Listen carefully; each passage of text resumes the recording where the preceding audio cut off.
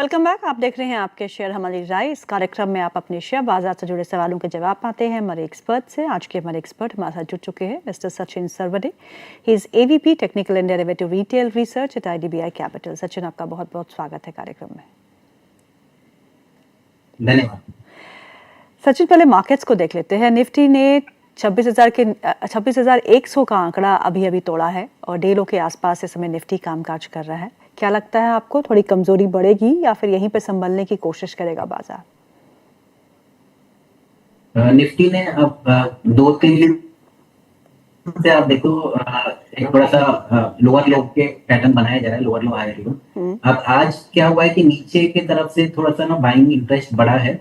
26,000 एक important level है Nifty के लिए। वहां पे आप देखेंगे तो पुट राइटिंग काफी हुई है। अगर मैं डेरिवेटिव डेटा को चेक करूं तो इवन मैं पीसीआर चेक करूं तो ये ऑलमोस्ट ओवरसोल्ड लेवल्स के करीब ही है। तो यहाँ से एक बाउंस तो बनता है एक। एंड नीचे भी देखा हमने सुबह की थोड़ी खरीदारी आई है, बट थोड़ा सा अभी लेट आवर्स में देखेंगे तो वापस से थोड़ा सा सेलिंग इंटेंसिफाई हुआ है। बट 26,100 जो ये एरिया है, इसको डिमांड जोन बोलते हैं टेक्निकल्स में। तो यहाँ से एक डिमांड रिकवरी आनी चाहिए।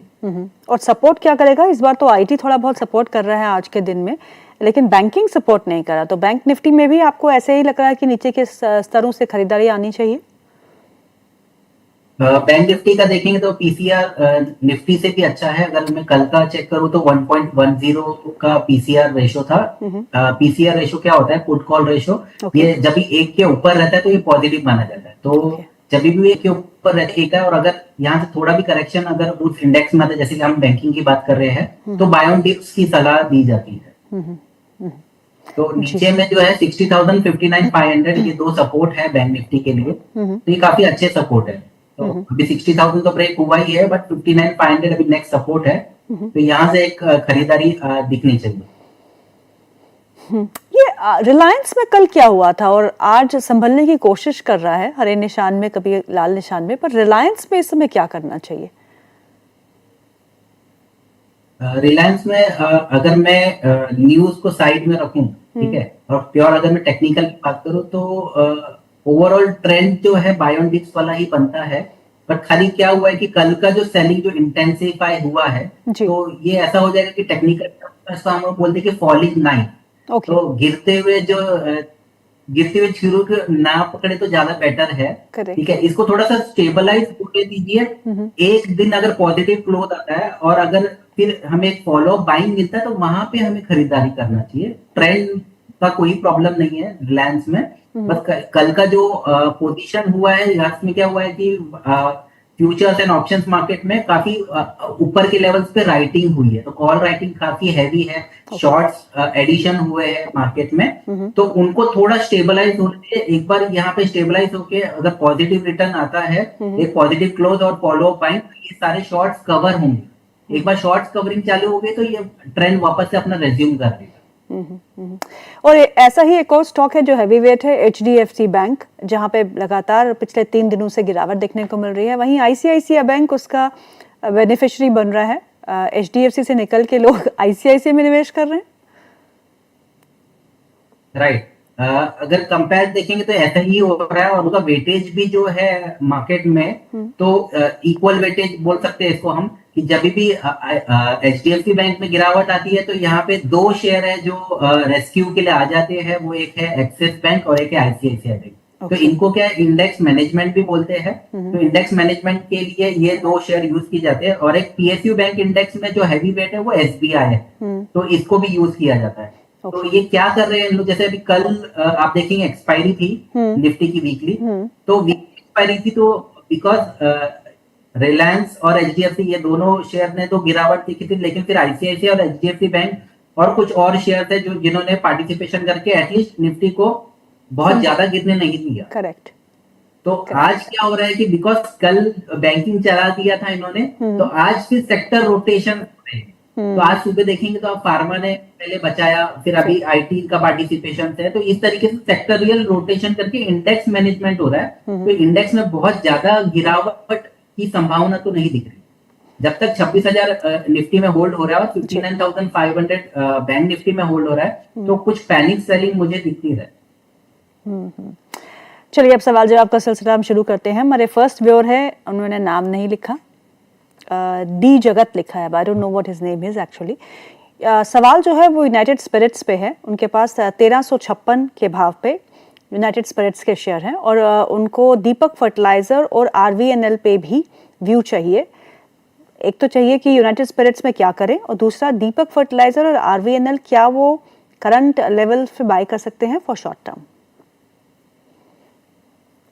तो मैं जो दूसरे सवाल है उसमें पहले मैं बताना चाहूंगा कि फर्टिलाइजर शेयर्स में ओवरऑल बास्केट की बात कर रहा हूं और रेलवे स्टॉक्स ओवरऑल बास्केट की बात कर रहा हूं। इन दोनों जो बास्केट है इनका जो ट्रेंड है वो डाउन है।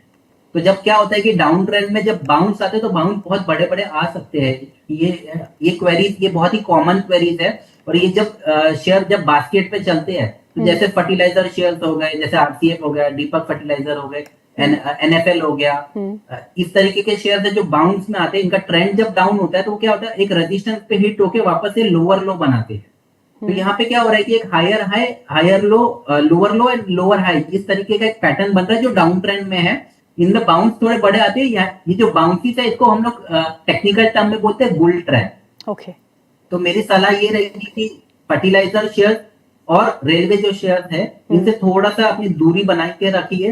अगर आपको अपने लेवल्स मिल जाते हैं, इनकेस अगर आप थोड़े ऊपर के लेवल पे फंसे हुए हो तो एक बार लॉस भी बुक करने की सलाह रहेगी मेरी। तो रही बात यूनाइटेड स्पिरिट्स की, तो अभी कुछ दिन पहले ही इसमें सेलिंग दिखने को मिली है। यहाँ पे प्रॉफिट बुकिंग अपर लेवल्स पे दिख रहा है। तो इसमें क्या हो रहा है कि जो इसका जो ट्रेंड था वो पहले अप था और अभी ऑलमोस्ट ना अपने बहुत सारे मूविंग एवरेजेस के नीचे आ चुका है ये शेयर। तो इसमें अभी फिलहाल तो जो सलाह रहेगी कि अगर वो अपना एग्जिट कर सके तो ज्यादा बेटर रहेगा। क्योंकि क्या होता है कि जहाँ हम लोग टेक्निकल में ये बोलते हैं कि ट्रेंड इज योर फ्रेंड, और अगर ट्रेंड ही आपके साथ में नहीं है और मोमेंटम आपके अगेंस्ट है जबकि शेयर जो है गिर रहा है, तो इसमें क्या होता है, इसमें पैसे नहीं बनते। और अभी क्या हो चुका है इसमें कि जैसे मैं बता रहा था कि ये अप ट्रेंड बनना नहीं ही वाला था और इसमें गिरावट हमने देखी है। और बहुत सारे लोगों ने 31 को ये स्टॉक खरीदा है कि होपिंग की एक खरीदारी आ जाएगी इसमें, और जो आई भी थी। बट आपने देखा कि तारीख को बहुत बड़ी सेलिंग आई इसमें, और उसने टेक्निकल की भाषा में हम लोग इसको बोलते हैं कि एंगल्फ कर दिया, तो बेरिश एंगल्फ हो गया है। तो ये जो पैटर्न होता है ये बेरिश होता है, प्लस ट्रेंड भी हमारे अगेंस्ट है। तो इसमें सलाह ये रहेगी कि एग्जिट करेंगे तो ज्यादा बेटर है। चलिए अगला सवाल लेते हैं। अनंत्या का अगला सवाल है, वो पूछती हैं सीडीएसएल में, सीडीएसएल का बाइंग प्राइस है उनका 1560 और बजाज फाइनेंस का बाइंग प्राइस है 1030। 3 महीने का व्यू रखते हैं, आपसे सलाह मांग रही है। सेम पैटर्न है। देखो जैसे अभी मैं थोड़ी देर पहले कहा था कि एक लोअर है लोअर लो पैटर्न बन रहा है, सीडीएसएल में भी यही किया हुआ है। सीडीएसएल का जो ऑल टाइम हाई बना हुआ है ऑलमोस्ट अराउंड 1828 के करीब बना हुआ है। ये 10 जून 2025 में बना था। उसके बाद में ये शेयर ने कभी भी अपना वो जो ऑल टाइम हाई वो तो निकाला नहीं, प्लस लोअर हाई लोअर लो कंटिन्यूस बेसिस पे बन रहा है। अभी बीच में एक सपोर्ट आया था 29 अगस्त को, तो जो वो सपोर्ट लेवल था 1421। अब वो लेवल जो है उसके बाद में ये शेयर थोड़ा सा साइडवेज चला गया है, बट ट्रेंड जो है वो साइडवेज हो चुका था। अभी क्या हुआ है कि अपने 200 डे मूविंग एवरेजेस जो नॉर्मली ट्रेंड का एक हम लोग बड़े स्तर पे चेक करते हैं उसके नीचे चल रहा है। तो अभी एज ऑफ नाउ ये स्टॉक ने क्या कर दिया है कि जो पहले बाय ऑन डिप्स वाला स्ट्रेटेजी यूज हो रही थी और नीचे सपोर्ट मिल रहा था, अब रिवर्स हो चुका है, जिसको हम लोग रोर रिवर्सल भी बोलते हैं। जो पहले सपोर्ट हो रहा था अभी वो रेजिस्टेंस में कन्वर्ट हो चुका है। तो इसका जो ब्रेकडाउन अभी जो रिसेंटली 8 दिसंबर को आया है, उसके बाद में क्या हो रहा है, जब जब ये 200 डे अपने मूविंग एवरेज को टच कर रहा है तो वहां से एक सेलिंग प्रेशर आ रहा है। वहां से कंटिन्यूस एक लोअर है लोअर लो पैटर्न बन रहा है। तो यहाँ से सलाह ये रहेगी कि ट्रेंड अब चेंज हो चुका है, अब यहाँ से निकल जाना ही मंद है। इसमें बाउंसेस अब 1 2 3 4 दिन के बाउंसेस भी मिलेंगे, बट वो बाउंसेस अब बुल ट्रैप के नाम से जाने जाएंगे। और दूसरा शेयर आपने बोला Bajaj finance, right?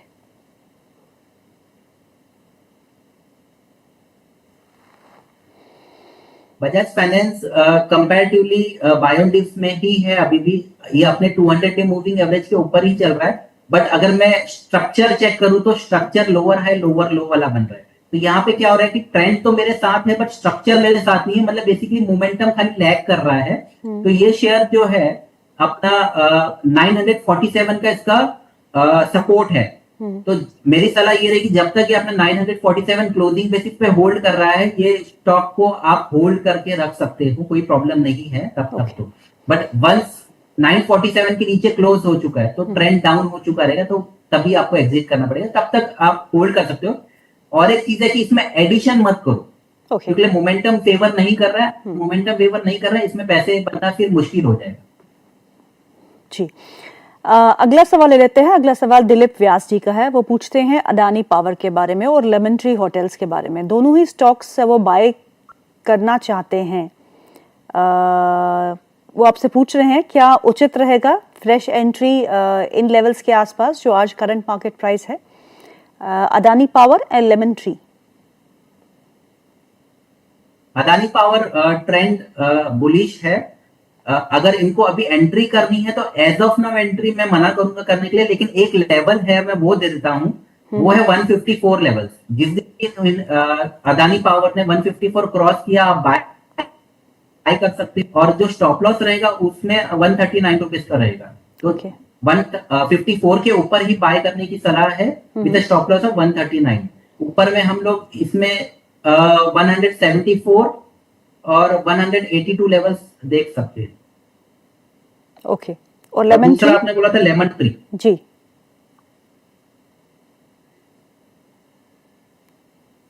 Lemon tree का